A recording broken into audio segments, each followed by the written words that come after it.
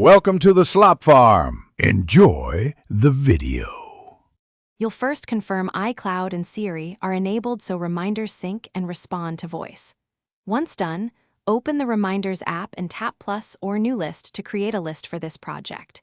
Name the list clearly, then tap the plus button to add your first item. Set a date or time immediately or leave it open. Make sure notifications are allowed in settings, otherwise alerts won't appear when needed. You'll now add the details that make a reminder useful.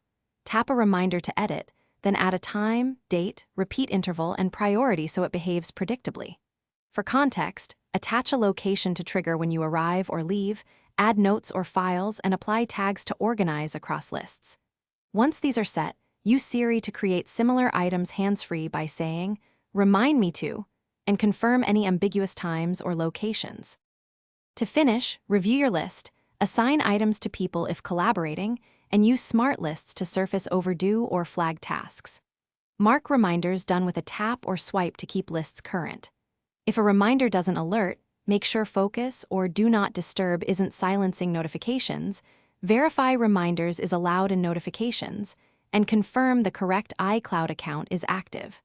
If problems persist, toggle reminders off. Thanks for watching.